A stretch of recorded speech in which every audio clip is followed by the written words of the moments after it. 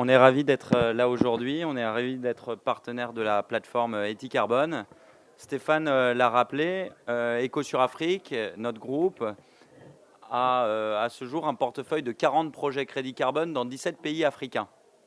Et le crédit carbone, c'est une matière première. C'est comme le café cacao, c'est comme le pétrole, c'est une matière première qui se traite sur des marchés financiers. Le crédit carbone correspond à 1 tonne de CO2 qui est évitée. Chaque projet en Afrique qui soit porté par une entreprise privée, une collectivité, une entreprise publique qui réduit les émissions de gaz à effet de serre, chaque projet qui réduit les émissions de gaz à effet de serre peut obtenir un crédit de carbone. 1 tonne de CO2 évité, un crédit de carbone. Et ces crédits de carbone, ils sont attribués par l'ONU dans le cadre du mécanisme de développement propre qui a été institué par le protocole de Kyoto et qui existe maintenant depuis un peu plus de 10 ans. Ces certificats de réduction d'émissions, ces crédits de carbone, n'ont pas une utilité en soi pour les collectivités et les entreprises africaines. Donc ce qu'elles font de ces crédits, c'est qu'elles les monétisent, elles les vendent, elles les commercialisent, elles les valorisent financièrement auprès d'entités dans les pays dits développés qui utilisent ces certificats pour respecter des réglementations d'émissions CO2. Ils achètent des certificats en Afrique pour répondre à leurs réglementations en Europe, lorsqu'ils dépassent par exemple des plafonds. C'est un système qui vise à soutenir financièrement, avec un bonus de revenus, les projets qui utilisent des technologies propres en Afrique. Concrètement, les projets, ça peut être des projets de traitement des déchets, d'efficacité énergétique, d'énergie renouvelable, de substitution de combustible, de reforestation. Tout ce qui concourt à la réduction d'émissions CO2. Alors ce mécanisme, il existe depuis 10 ans. Très malheureusement, il était assez méconnu sur le continent africain et il a été principalement utilisé par la Chine, Inde et Brésil, il y a à peu près 8000 projets dans le monde et ces 3 pays ont concentré à peu près 80% des crédits émis.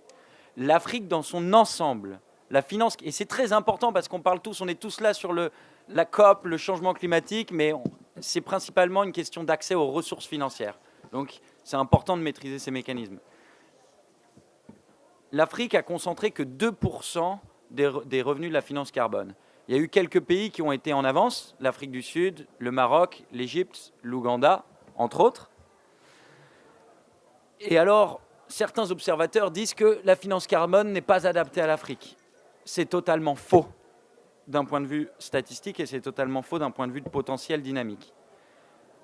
En Afrique, il y a un gisement énorme de potentiel de réduction CO2 sur toutes les technologies dites de base de pyramide. Les foyers améliorés qui économisent le charbon de bois ou le bois de feu, les kits solaires photovoltaïques, l'électrification décentralisée, les énergies renouvelables, le potentiel, la reforestation. Le potentiel est énorme et il convient de le valoriser.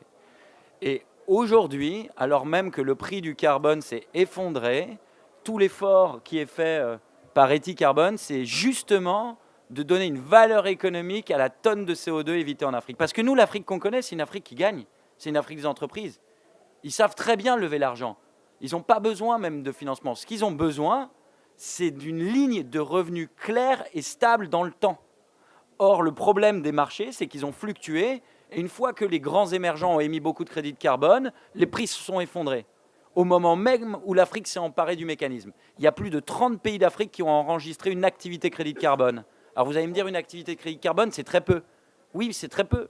Mais ça veut dire que tout le système administratif a été fluidifié et que c'est possible de faire enregistrer, homologuer une activité crédit carbone en Afrique. Et des exemples d'entreprises dynamiques, performantes en Afrique, il y en a plein. Biocala en Côte d'Ivoire, 60 MW biomasse, cogénération à partir de bagasse au Sénégal, la compagnie sucrière sénégalaise, Issakam au Cameroun, on ne le sait pas, qui à Douala capte le méthane des déchets qui se décomposent et qui est seul aujourd'hui alors que le prix s'est effondré. Ils sont seuls avec leurs prêts chez Ecobank à devoir rembourser. Donc c'est essentiel que des initiatives et des plateformes se mettent en place pour donner une valeur au carbone. Et deuxième point très important dans la démarche d'Ethicarbon, c'est que les bénéfices, les co-bénéfices, les impacts des projets qui bénéficient des crédits carbone en Afrique vont bien au-delà du carbone seulement. Quand on parle de foyers améliorés, on parle des inhalations de fumée, on parle du pouvoir d'achat, on parle de la sécurité alimentaire. Donc c'est excessivement important de ne pas avoir une vision purement quantitative de la tonne de CO2 qu'on va valoriser, mais d'avoir une vision aussi du soutien au projet.